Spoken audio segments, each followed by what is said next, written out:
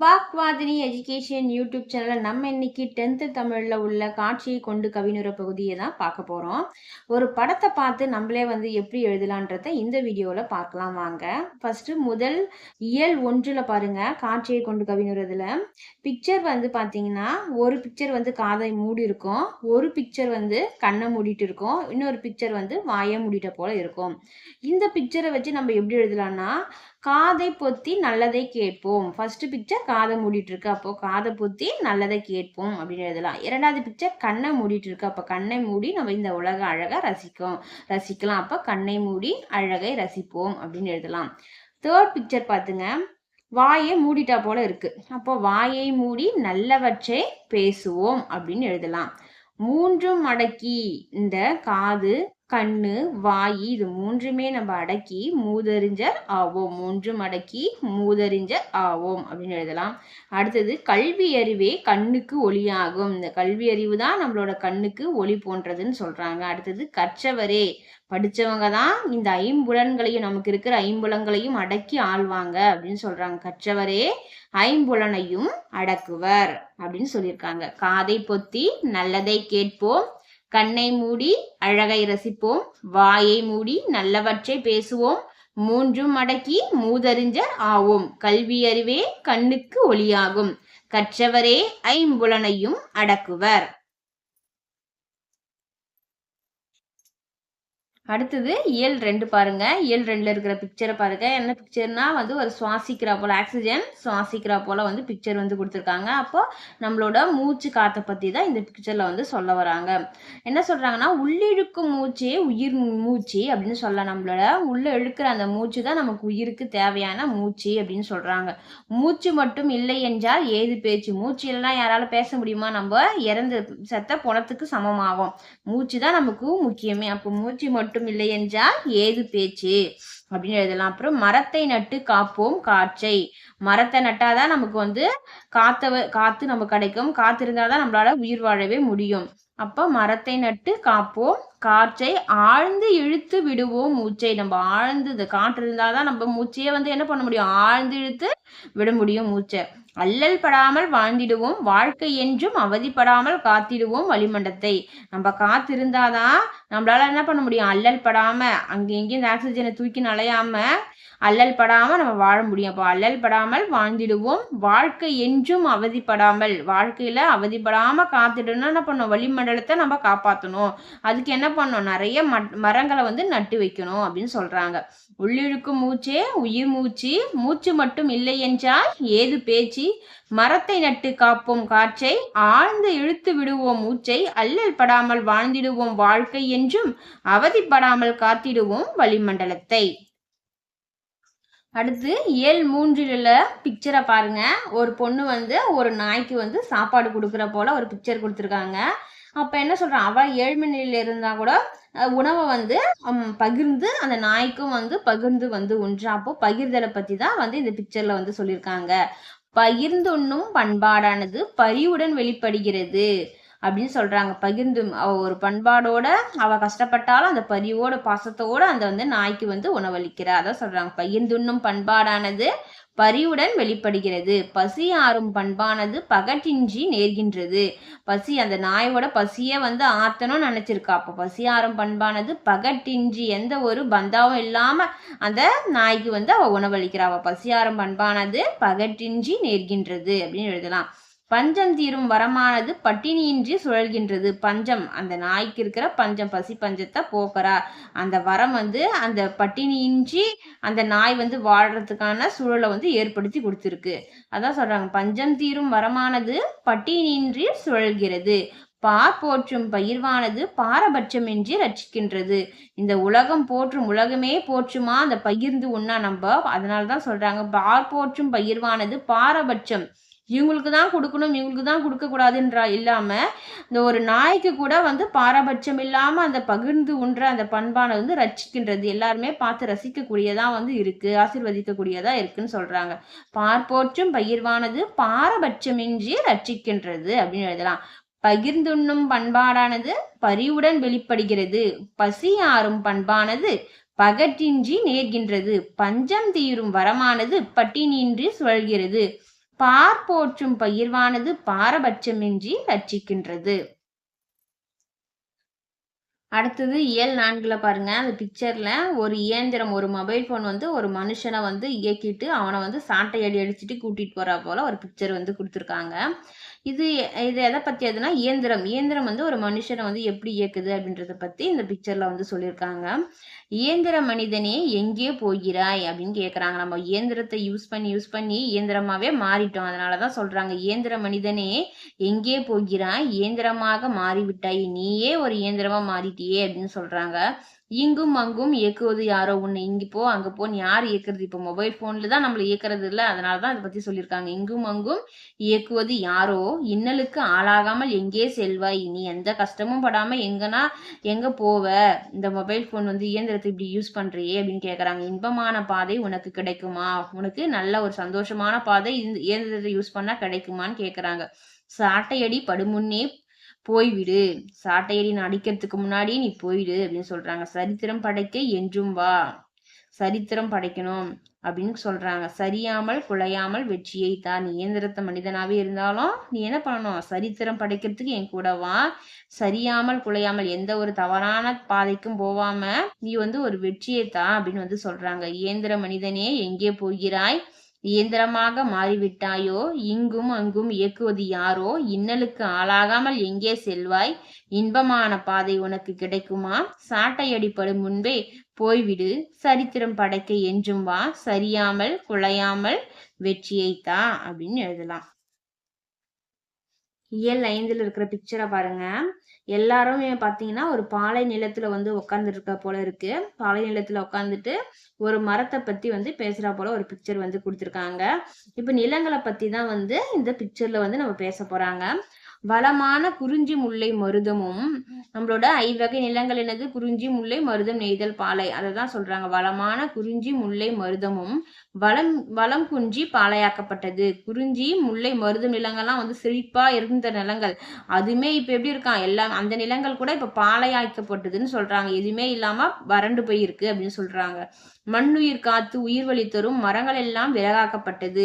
நம்மளோட உயிரை காத்து நமக்கு காத்து தரக்கூடிய மரங்கள் எல்லாமே இப்ப என்ன பண்றாங்க? எல்லாமே விறகுக்கு யூஸ் பண்றாங்க அப்படின்னு சொல்றாங்க. கண் முன்னே மரங்களின் அஸ்தமனம், கண் கெட்ட பின்னே சூரிய நமஸ்காரம்.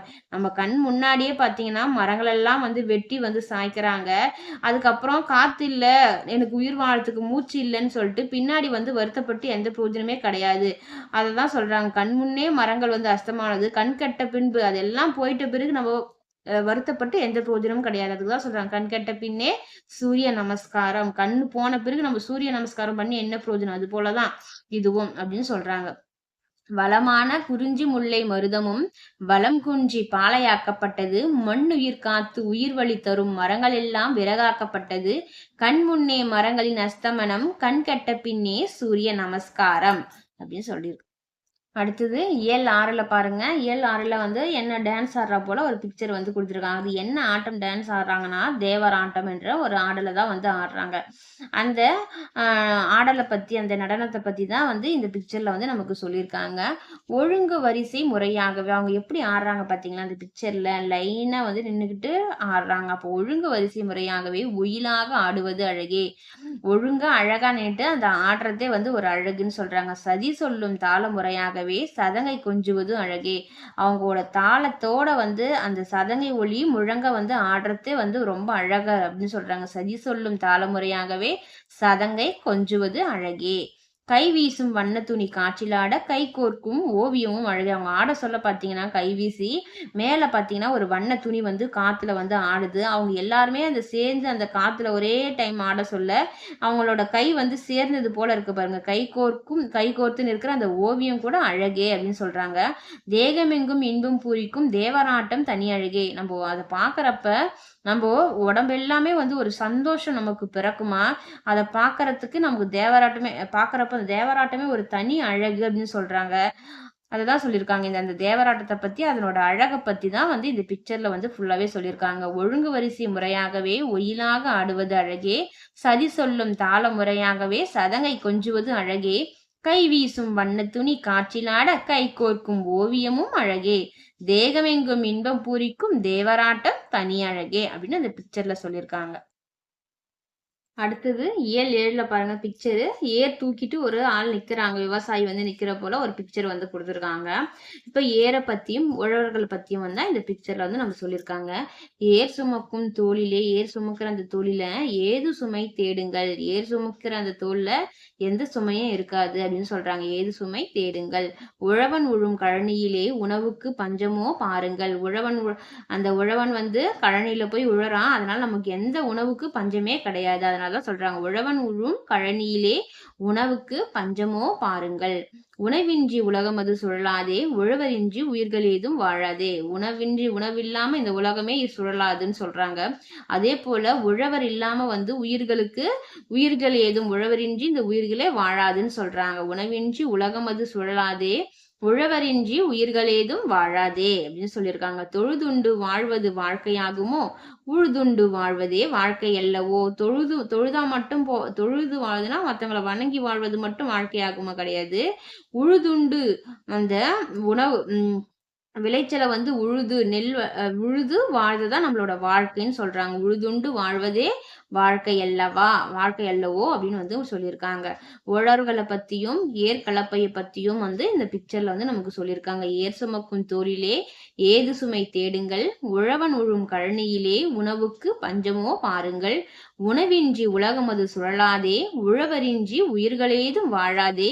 தொழுதுண்டு வாழ்வது வாழ்க்கையாகுமோ உழுதுண்டு வாழ்வதே வாழ்க்கை அல்லவோ." அப்படின்னு எழுதலாம். அடுத்தது இயல் 8 பாருங்க. இயல் 8ல பிக்சரை கொடுத்துருக்காங்க பாருங்க. ஒருத்தர் வந்து பிச்சை கேட்குறாரு. அதுக்கு ஒருத்தவங்க வந்து ஹெல்ப் பண்றாங்க. இன்னொருத்தர் வந்து அந்த உதவியை வந்து தடுக்கிறா போல வந்து பிக்சர் வந்து கொடுத்துருக்காங்க. இதை வச்சு எப்படி எழுதலாம்னா, "கைமாறு கருதா மனம் படைத்தவன் கரம் நீட்டினான் முன்னே." ஃபர்ஸ்ட் கைமாறு கருதாம ஒருத்தன் வந்து பிச்சை கேட்ட உடனே ஒருத்தன் வந்து கொடுக்குறான், உதவி கரம் கொடுக்குறான். "கயமை கருதும் மனம் படைத்தவன் கரம் தடுத்தான் உடனே." கயமைன்னா வந்து நஞ்ச உள்ளம், கெட்ட உள்ளம் மனம் படைத்தவன் என்ன பண்ணான், அதை வந்து தடுக்கிறான். அதான் சொல்றாங்க, "கயமை கருதும் மனம் படைத்தவன் கரம் தடுத்தான்." அவனோட கையை வச்சு தடுக்கிறான் உடனே அப்படின்னு சொல்றாங்க. "கரும வினையது தான் தீருமோ கர்ண குணம் அதுதான் கெடுமோ." நம்மளோட கர்ம வினை தான் வந்து இதன் மூலமா தீருமா அப்படின்னு சொல்றாங்க. கர்ணனா உதவி செய்யற குணம் அது கெடுமோ அப்படின்னு சொல்லியிருக்காங்க. "கருணை உள்ளம் கொண்டவரே காய மெய்யாக கொண்டவரே." கருணை உள்ளம் கொண்டவர் தான் வந்து ஹெல்ப் பண்ணவே முடியும். அப்போ கருணை உள்ளம் கொண்டவர் நம்மளோட நம்மளோட வலியை வந்து உண்மையா நினைச்சு நமக்கு வந்து ஹெல்ப் பண்றாங்க இந்த பிக்சர்ல அப்படின்னு சொல்றாங்க. நல்ல உள்ளம் படைச்சவங்க ஹெல்ப் பண்றாங்க, கெட்ட குணம் படைச்சவங்க அதை வந்து தடுக்கிறாங்க. அதை பத்தி தான் இந்த பிக்சர்ல வந்து சொல்லியிருக்காங்க. "கைமாறு கருதா மனம் படைத்தவன் கரம் நீட்டினான் முன்னே கயமை கருதும் மனம் படைத்தவன் கரம் தடுத்தான் உடனே. கருமை வினையதுதான் தீருமோ கர்ண குணம் அதுதான் கெடுமோ. கருணை உள்ளம் கொண்டவரே காயம் மெய்யாக கொண்டவரே." அடுத்து இயல் 9ல இருக்கிற பிக்சரை பாருங்க. ஒருத்தர் வந்து பிச்சை எடுக்கிறாரு. அதுக்கு இன்னொருத்தர் வந்து உதவி பண்றாரு. அதை கூட என்ன பண்றாரு, போட்டோ எடுத்து ஃபேஸ்புக்லயோ வாட்ஸ்அப்லயோ போறதுக்கு ட்ரை பண்றா போல வந்து ஒரு பிக்சர் வந்து கொடுத்துருக்காங்க. ஏன்னா நம்ம என்ன பண்ணணும்னா, இப்ப தானம் செஞ்சா கூட அது மத்தவங்களுக்கு தெரியக்கூடாது. அதுதான் வந்து உண்மையான தானம். இப்ப என்ன பண்றோம், பெருமைக்காக வந்து எல்லாமே செய்யறோம். சின்ன விஷயம் செஞ்சா கூட அதை வந்து போட்டோ எடுத்து நம்ம சமூக வலைதளத்துல வந்து போட்டுடுறோம். இது வந்து தானமே வந்து கிடையாது. அதை பத்தின பிக்சர் தான் வந்து அதுல கொடுத்துருக்காங்க. "தானம் செய்வதாயினும் தம்பட்டம் அடிக்கின்றேரே." ஒரு தானம் செய்யறத கூட தம்பட்டம் அடிச்சு நான் செய்யறேன் இந்த மாதிரி வந்து போட்டோ எடுத்து போடுறோமே, அதுதான் சொல்றாங்க. சுயநலமற்ற ஈகையாயினும் சுயப்படம் எடுக்கின்றீரே." சுயநலம் இல்லாம ஈகை செஞ்சா கூட அதை கூட ஒரு படம் எடுத்து போட்டோ எடுத்து போடுறீங்களே அப்படின்னு கேட்கற போல இருக்கு. "கைமாறு கருதாவிடினும் கை கொடுக்க மறக்காதீரே." கைமாறு கருதுனா கூட பரவாயில்ல, அதை வந்து கை கொடுக்க மறக்காதீரே அப்படின்னு சொல்றாங்க. "காரியமின்றி மாறியும் இல்லையே கவனத்தில் கொள்வீரே." மழை கூட வந்து காரியம் இல்லாம பெய்யல. அது போலதான் இப்ப எல்லாமே காரியத்தோடு செஞ்சுட்டு அதை வந்து போட்டோ எடுத்து போடுறோன்றத பத்தி தான் இதுல வந்து சொல்லியிருக்காங்க. "தானம் செய்வதாயினும் தம்பட்டம் அடிக்கின்றீரே சுயநலமற்ற ஈகையாயினும் சுயப்படம் எடுக்கின்றீரே. கைமாறு கருதாவிடினும் கை கொடுக்க மறக்காதீரே. காரியமின்றி மாறியும் இல்லையே கவனத்தில் கொள்வீரே." நம்ம செய்யற ஒவ்வொரு விஷயத்துக்குமே ஏதோ ஒரு காரியம், ஏதோ ஒரு பலனை எதிர்பார்த்து தான் செய்யறோம். அது வந்து தானமே கிடையாது. நம்ம கைமாறு கருதாம உதவி பண்றதுதான் உண்மையான தானம். அதை பத்தின பிக்சர் தான் இதுல வந்து கொடுத்துருக்காங்க. இதில் பார்த்தீங்கன்னா வந்து இந்த இயல் 7ல் இருக்கிற காட்சியை கொண்டு கவிஞர் வந்து ரொம்ப ரொம்ப முக்கியமானது. நிறைய எக்ஸாம்பிள் வந்து கேட்டிருக்காங்க. அது போல் வந்து ஃபஸ்ட்டு இயல் 1, இயல் 2, இயல் 3ல் இருக்கிற இதுவும் வந்து முக்கியமானது. இது எல்லாமே நல்லா படிச்சுக்கங்க. அந்த பிக்சரை பார்த்தே நீங்கள் ஓனாக எழுத வந்து ட்ரை பண்ணுங்கள் ஒரு தடவை படிச்சுட்டு. அப்போ தான் உங்களுக்கு எக்ஸாமில் மறக்கவும் மறக்காது. இந்த வீடியோ உங்களுக்கு பிடிச்சிருந்தா லைக் பண்ணுங்கள், ஷேர் பண்ணுங்கள். வாக்வாதின் எஜுகேஷனை சப்ஸ்கிரைப் பண்ணுங்கள். நன்றி.